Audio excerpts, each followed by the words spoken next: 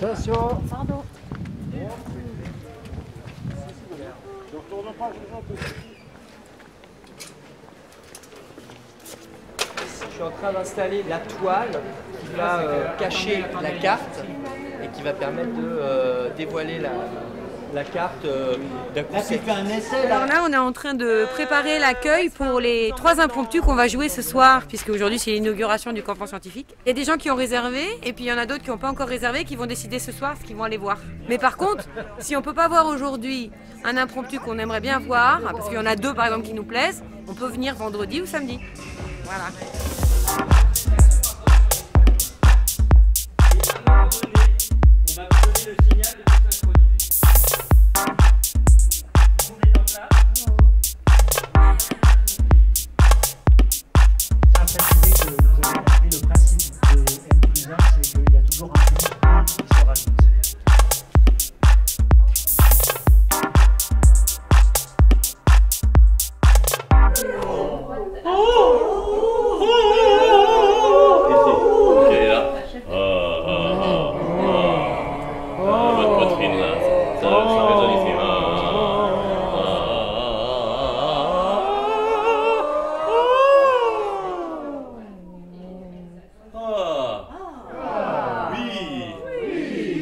Le campement scientifique.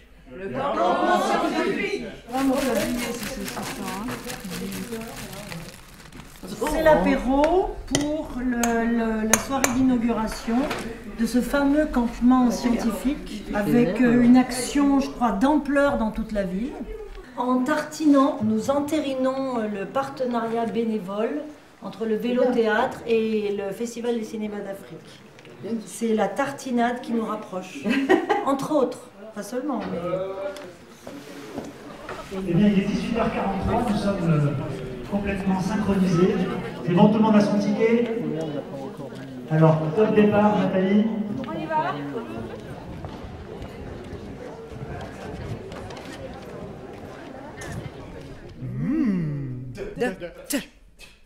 Con. Con. Ensemble. Il y a un con qui part trop tôt.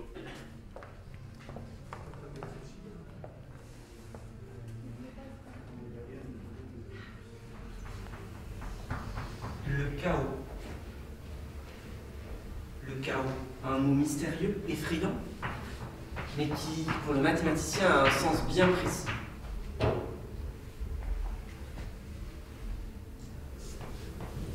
Le chaos, c'est ce qui fait qu'un battement d'aile de papillon au Brésil peut déclencher un typhon au Japon. Anne et moi sommes chercheurs en mathématiques et des artistes de théâtre nous ont proposé d'aller exposer nos recherches sous la forme d'un spectacle que nous avons écrit avec eux. Pareil, mais tu vises un peu moins bien. Ça s'est passé de la façon suivante. On a commencé par passer une demi-journée avec les artistes. Ils nous ont écouté raconter notre recherche. Et on a fait beaucoup de dessins et parlé de géométrie et beaucoup de chaos aussi. Et c'est ça le chaos.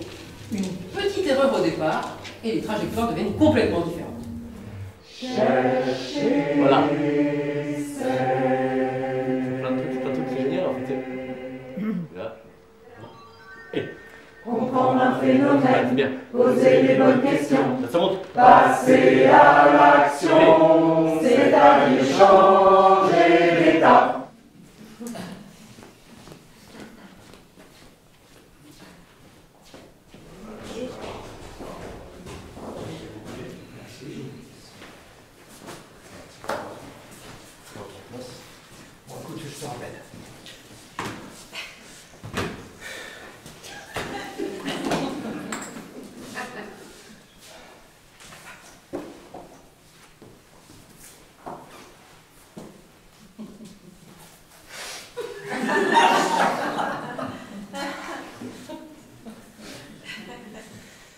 Bienvenue à tous.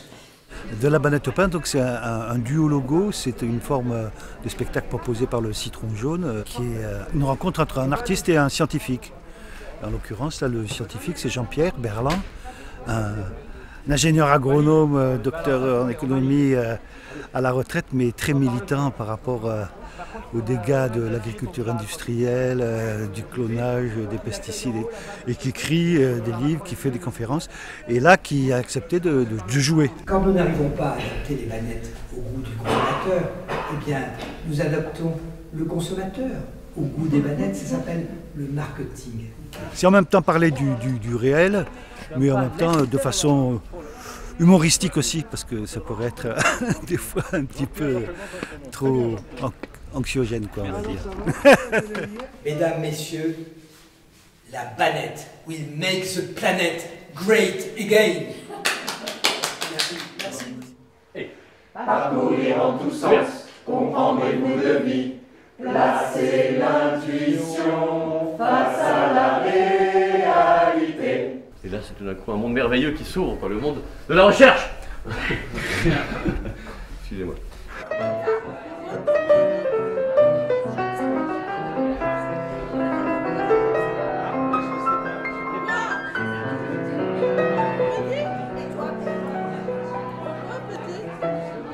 Essayez de vous répartir de manière équitable sur tous ces 3 impromptus, sachant que après cet impromptu, ne partez pas, nous nous retrouvons tous ensemble pour voir en principe dans la salle de spectacle. Donc prenez aussi votre ticket pour en principe. Merci. Bonjour, je m'appelle Carole Tardif, je suis enseignant-chercheur dans un laboratoire de psychologie à l'Université Aix-Marseille. Je suis également psychologue et j'accompagne des enfants et des adultes avec autisme dans un cabinet libéral à Aix-en-Provence.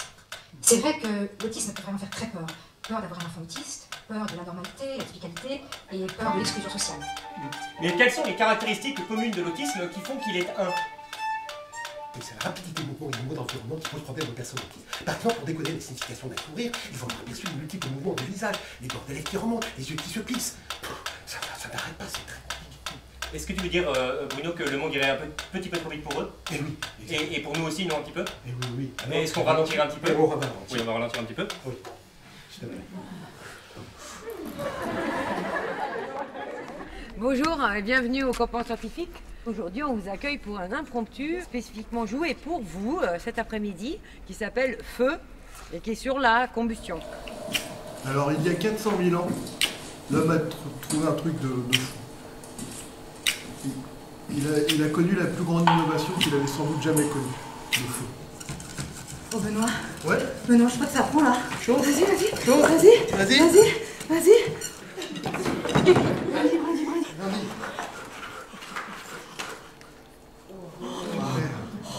Donc moi j'interviens comme scientifique qui travaille sur la combustion et on présente un petit peu une histoire de la découverte du feu, puis de comment ça marche les flammes, notamment les flammes qu'on obtient à partir du bois.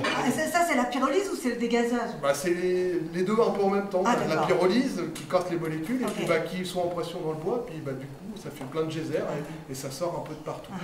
Ça m'aide certainement en ayant un petit peu plus d'ouverture d'esprit. Alors je sais pas si moi j'ai plus d'ouverture d'esprit, mais ça me met dans une situation que j'ai pas l'habitude de rencontrer tous les jours.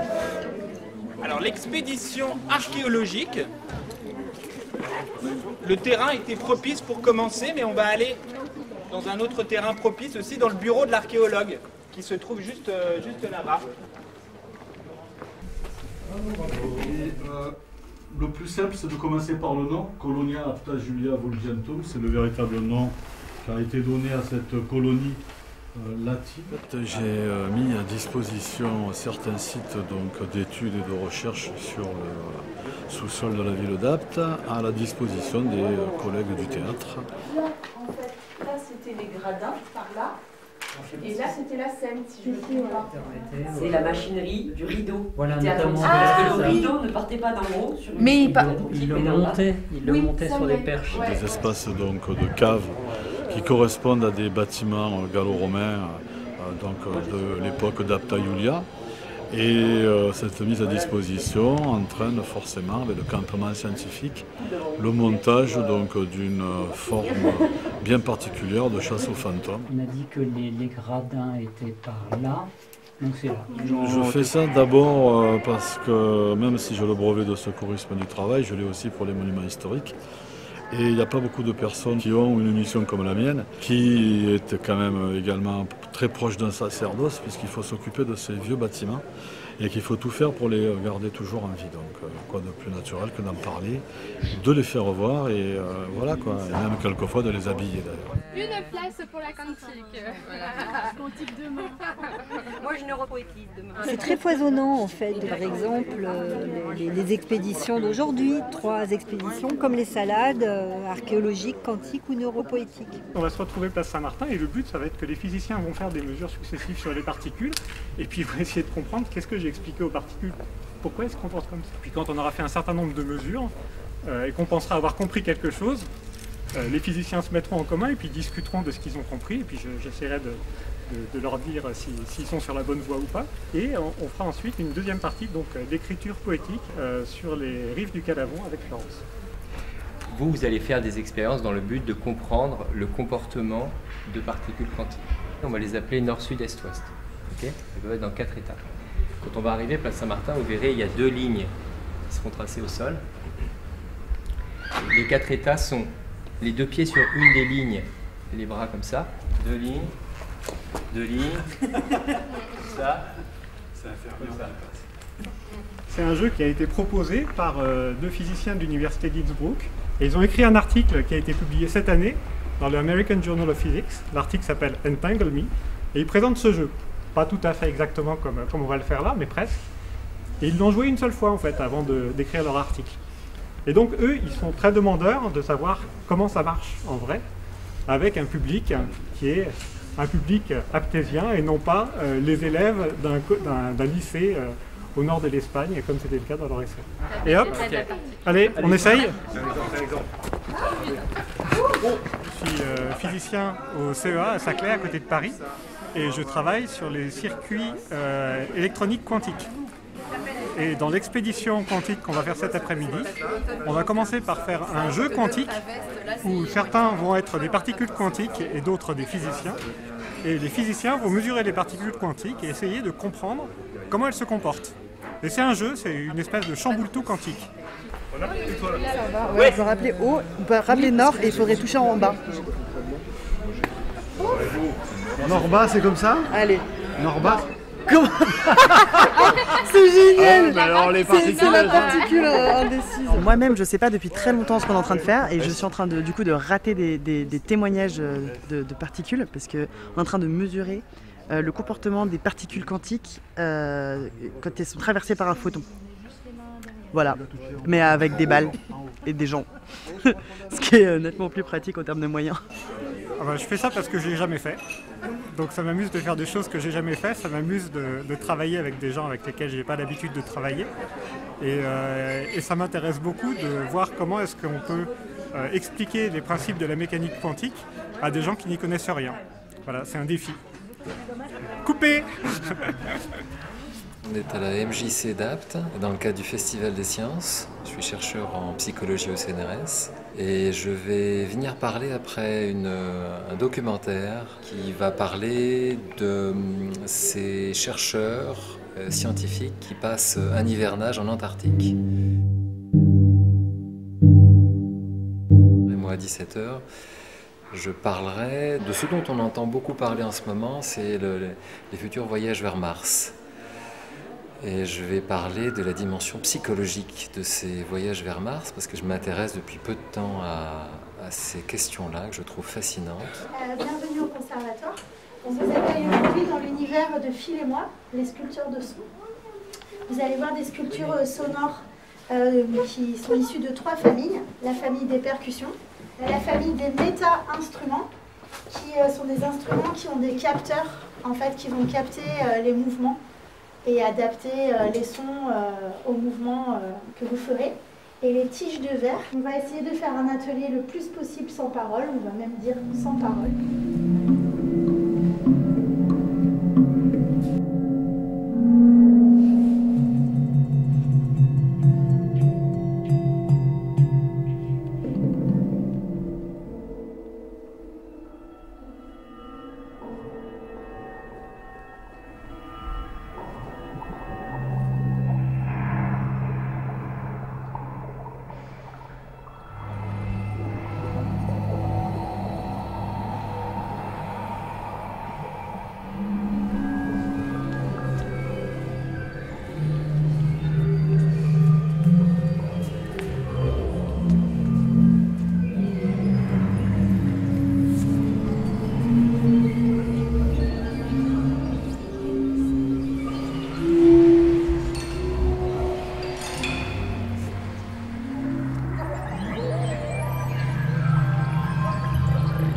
Je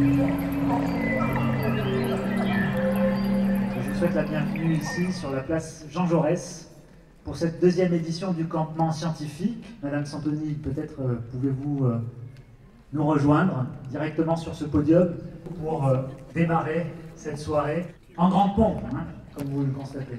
Nous voilà donc réunis pour cette fête de la science qui, comme vous le savez, est un événement national qui se décline donc dans les différentes villes chaque année, en fait, pour permettre à chacun d'entre nous de mieux connaître, de pénétrer, de découvrir, on va dire, le monde de la science, qui est un monde en fait qui est souvent perçu comme un monde mystérieux, un monde difficile, avec des formules, avec des chercheurs, enfin avec toutes sortes de choses qui en font même parfois, je dirais, un monde effrayant.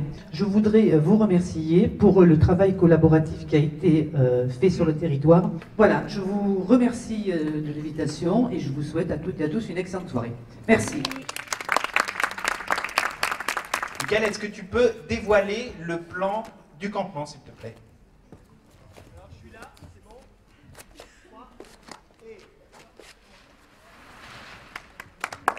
Apt est une ville cerveau.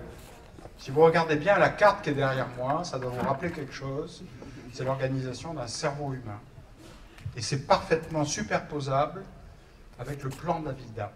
On a réalisé que la ville d'Apt avait une forme de cerveau, avec des zones bien particulières et des fonctions bien particulières. Par exemple, le lobe frontal, qui est la zone du cerveau, qui est le lieu de l'inhibition, du contrôle de nos comportements. Eh bien, on va trouver dans le lobe frontal de la ville d'Apt la police municipale, la mairie, la sous-préfecture. On a aussi trouvé que le cervelet, qui est la partie violette, c'est le jardin public. Et le cervelet, c'est ce qui nous permet de garder un certain équilibre. Donc d'aller dans le jardin public d'Apt, c'est garder un certain équilibre. Ça va permettre d'expliquer comment fonctionne notre cerveau et comment il peut produire du langage en particulier, avec l'expertise d'Hélène Lovenbruck, qui est neurolinguiste. Ça va permettre d'expliquer sous forme d'expédition comment fonctionne notre cerveau quand on parle. Et évidemment, vous vous doutez que pour une expédition dans le cerveau, il faut une petite formation. On ne va pas partir comme ça sans apprendre 2-3 trucs avant, hein. C'est quand même très sérieux cette affaire. Mais simplement pour s'échauffer un peu, pour se mettre à l'aise, pour voir que c'est facile d'écrire et qu'il n'y a pas de problème, on va utiliser ce vocabulaire-là. Vous pouvez avoir la main qui se tend vers un mot parce qu'il a une jolie couleur, parce que le sens vous plaît, tout est autorisé. Celui-là, il n'est pas trop dur à trouver.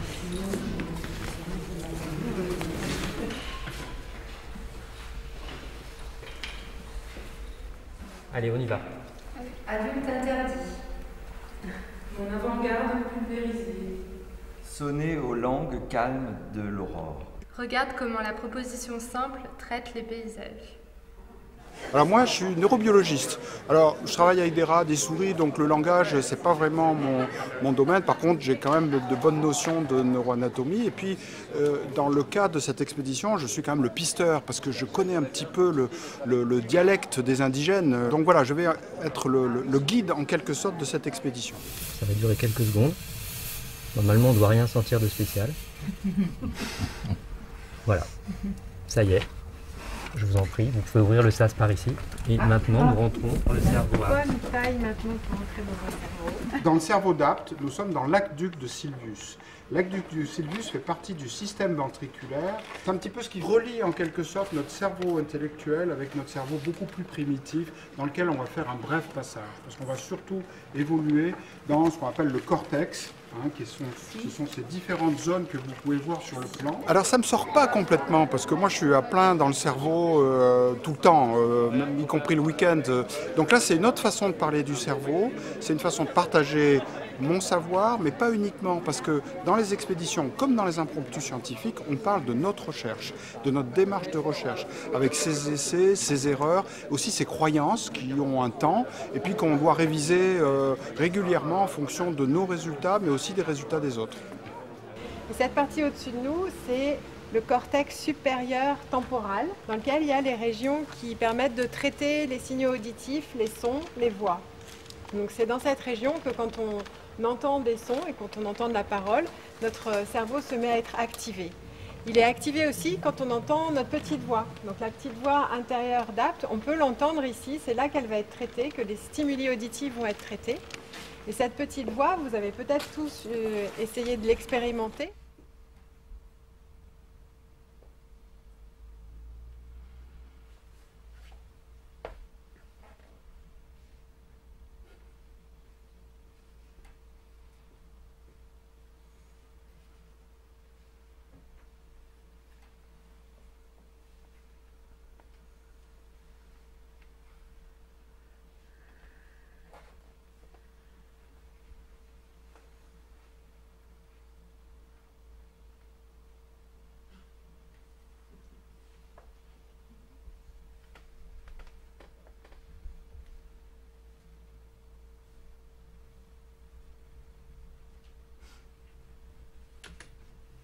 Et donc je travaille sur le langage intérieur.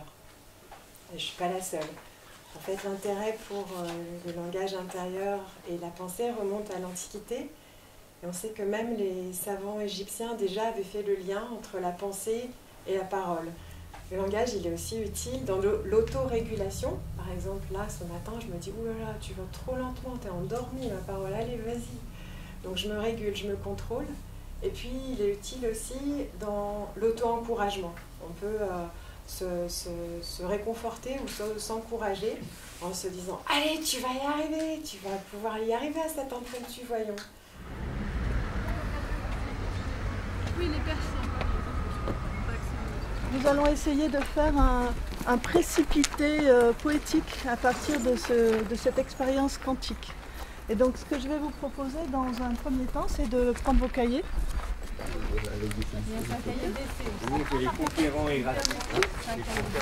Alors, quantique tout court. Saut. Oui. Oui. Rouge. Mesure. Mesure. L'idée, c'est d'essayer de faire une expérience poétique, c'est-à-dire de ne pas faire un compte-rendu, de ne pas s'efforcer de donner une forme hyper rationnelle à ce qu'on écrit, de voir ce qui arrive quand on tire un fil comme ça et que quelque chose va. C'est vraiment un exercice d'improvisation. Hein. On se donne un petit quart d'heure et puis après on partage. Donc afin d'illustrer mes propos et mon domaine de recherche, je vais tâcher d'assurer mon éclairage à l'aide des technologies que nous développons dans le laboratoire, à savoir des générateurs thermoélectriques. Le spectacle s'intitule Thermophysique de l'innovation. Donc je fais un parallèle entre ma physique, la thermoélectricité, et l'innovation. Et j'essaie de mettre en lumière l'innovation en expliquant la thermoélectricité, en faisant le lien entre le besoin d'un transfert de chaleur dans l'innovation entre des humains pour créer l'innovation. Un générateur thermoélectrique a besoin d'avoir une différence de température pour pouvoir générer de l'électricité. Donc là, je vais rajouter des glaçons, un petit peu, et un petit peu d'eau chaude, pour avoir une bonne différence de température entre le côté chaud et froid du générateur thermoélectrique. Ça apporte un grand bol d'air, ça va faire sortir un peu la tête de notre domaine de recherche, prendre un peu du recul sur ce qu'on fait et le partager avec le public. Donc ensuite, l'ensemble de ces éléments thermoélectriques sont protégés de l'environnement extérieur et notamment pour éviter tout court-circuit par deux plaques de céramique qui sont thermiquement conductrices et électriquement isolantes. C'est à ça que ressemble un module thermoélectrique. Enfin, avec les N+1, tout est assez prolifique. C'est vrai que ça a permis de vraiment prendre du recul sur la physique, même la compréhension que j'avais des phénomènes, pour devoir leur expliquer. C'est une bonne interaction qu'on peut avoir avec les N+1, et puis même les gens du public, ils ont parfois des idées intéressantes à nous soumettre. Est-ce que tu as remarqué que depuis qu'on est assis là,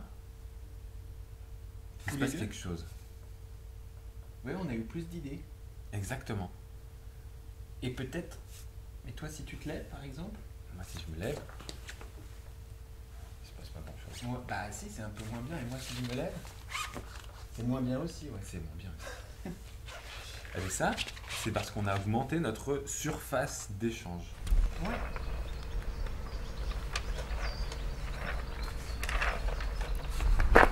Ça marche aussi. J'ai mis les géraniums dans un état de verbe, les chaussettes aux moustiques. Ça marche aussi.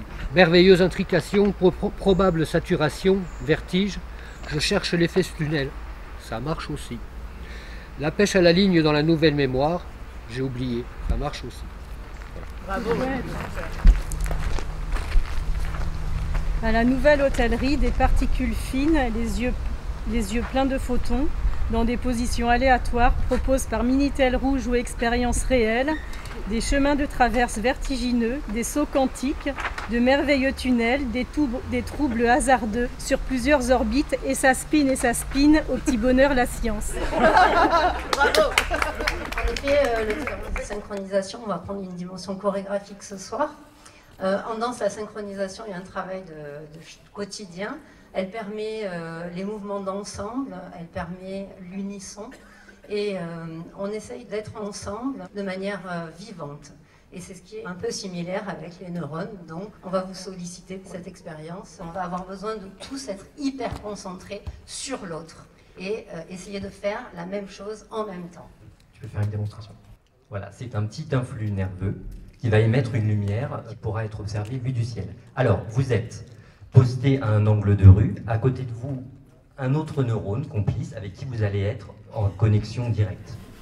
Donc vous allez pouvoir vous synchroniser facilement. Mais un petit marquage au sol, ça va vous permettre de repérer beaucoup plus loin un autre neurone avec qui vous êtes en connexion et avec qui vous allez pouvoir vous synchroniser. Et comme ça, l'ensemble de la ville devrait pouvoir, comme dans un cerveau, se synchroniser.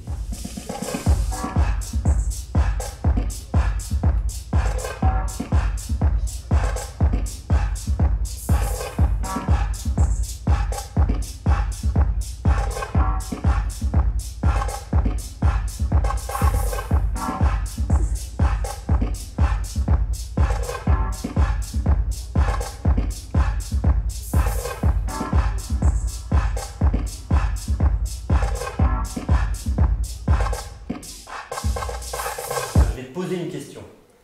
Okay. Et si tu réussis à y répondre au bout de 25 secondes, ni trop avant, ni trop après, tu obtiens une récompense, une noisette. Cet impromptu, il porte sur mon travail de recherche qui consiste à essayer de comprendre comment est-ce qu'on contrôle l'énergie qu'on met dans nos mouvements. Et on fait aussi un parallèle, non seulement avec l'énergie qu'on met dans le mouvement, mais l'énergie qu'on met dans la recherche, ou comment est-ce qu'on recherche. Et notre équipe s'intéresse à tester l'hypothèse qu'il y a une compétition entre deux groupes de neurones qui détermine le coût de l'action. Bravo. Noisette. Je pense que c'est mérité. Ce qui m'a donné envie, c'est l'idée de la collaboration avec un comédien. Et après, c'est le contact avec Balthazar et Michael a vraiment été tout de suite très riche. Et la vigueur, on la voit très bien dans l'animal. Une fois qu'il a touché l'arrière du tapis, il court pour aller prendre sa récompense. Et là, la vigueur.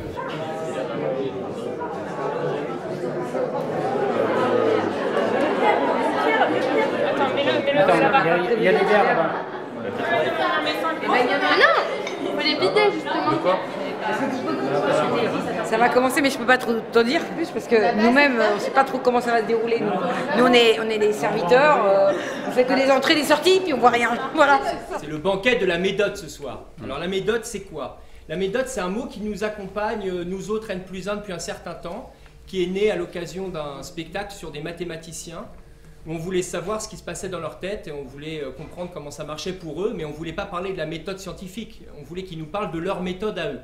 Donc la méthode, c'est ça. La méthode, c'est la méthode, mais personnelle, singulière, particulière et possiblement pas du tout méthodique. Et le projet de cette soirée, c'est de considérer ensemble nos méthodes de recherche et d'action. Et le projet, dans le projet, il y en a d'autres encore, mais c'est de construire un champ, le champ de nos méthodes.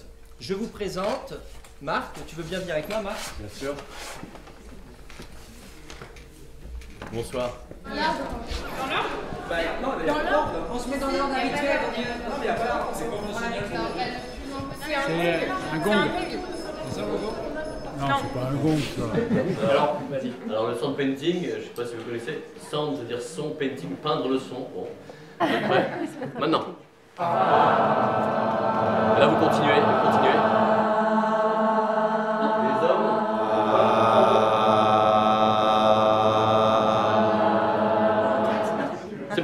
fait...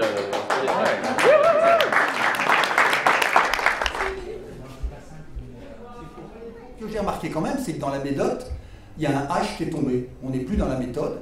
Et le H qui est tombé, ben, je me suis dit finalement, ben, c'est Queneau disait, il y a la grande H, l'histoire avec sa grande H. Le grand H et la grande H est tombé. On a perdu une H, mais avec la méthode, on a gagné un si, on a gagné une si. Et avec des si, on peut faire plein de choses, on peut imaginer, on peut faire des hypothèses. Et là, on rentre dans la méthode.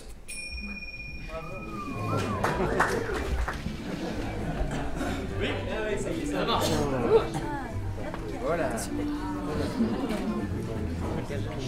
Chacune reprend un verre de vodka et un cornichon. Boire de la vodka, c'est sérieux. Contrairement aux apparences. C'est-à-dire que mon père m'a même expliqué que boire sans porter de toast, c'est l'alcoolisme. C'est ça. Le banquet est ouvert. Chercher, c'est traverser un processus. Pour ma part, par l'exploration, c'est inventer, essayer, réinventer, essayer de trouver une logique qui me permette de croire à l'action que je mène dans l'instant. Et comprendre des bouts de vie. Ah, voilà. Me rendre transparent, perméable. Il y a un aphorisme de Sacha Guitry qui disait que le mariage, c'est résoudre à deux les problèmes qu'on n'aurait pas eu tout seul. Et je trouve que la recherche, c'est un peu ça, c'est se créer des problèmes pour pouvoir mieux les résoudre après, prendre du plaisir. Et toi, chercher, c'est donner des réponses à des questions qui sont possibles. Parce que si c'est impossible, ça ne marche pas. On récupère tout le monde.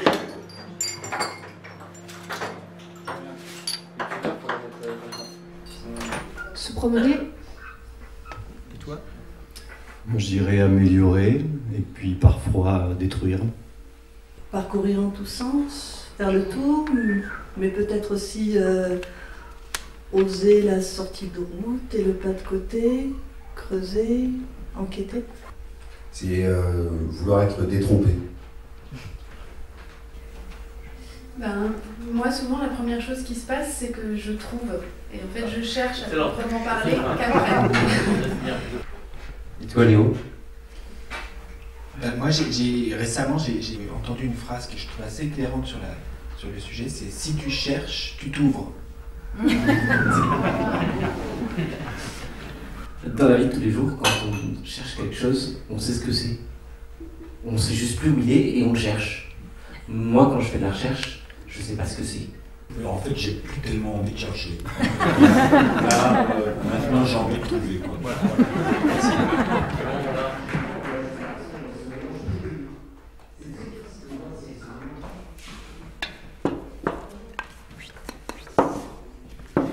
Il y a chercher, et puis ce que les gens font pour chercher, finalement, il y a pas mal de gens qui m'ont dit, moi en fait je fais ci, je fais ça.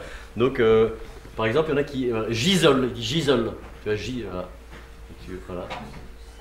J'isole des trucs, et j'observe. Ah oui, et je m'ouvre, parce que chercher, c'est quand je cherche, je m'ouvre. Donc je m'ouvre. Tu vas faire pendant que les gens mangent, ça marche. Fais tout le tour d'abord. Ouais. En bouteille encore, hein. Ouais, ça va. Il faudrait... Oui, et.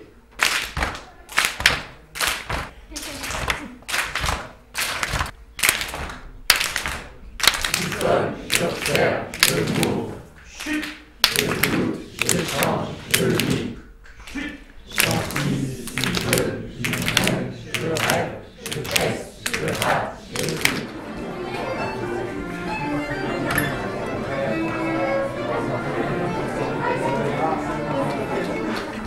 Est-ce que vous pouvez, les uns, les autres, nous faire le récit de ce que vous considéreriez avoir été un premier pas de votre recherche? Je débutais dans le théâtre et en quelque sorte j'ai mis les pieds dans une aventure théâtrale et je me suis complètement laissé embarquer. Je faisais mon mémoire de recherche sur comment est-ce que des hiérarchies entre différentes reines peuvent apparaître au sein de colonies de fourmis, quand il y a plusieurs reines dans la colonie. Je tenais un coléoptère dans ma main. Et là, je me suis dit que ça pourrait être intéressant de le décrire le plus précisément possible. Un jour où j'étais en thèse, j'étais coincé depuis des mois sur un problème.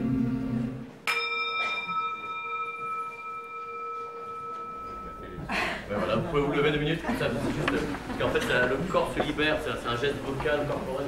Voilà. J'observe, je mourre. Ah bah oui, c'est ça. Je touche, j'échange, je lis. J'anticipe, je bidouille, je rêve, je teste, je rate, je trie. Et on repart. Je fais des listes à faire. J'écoute Georges Brassens. Je minimise mon action. Je tente de conclure. Tous ceux qui peuvent, ceux qui veulent. J'isole, j'observe. Avec mes mains, c'est facile.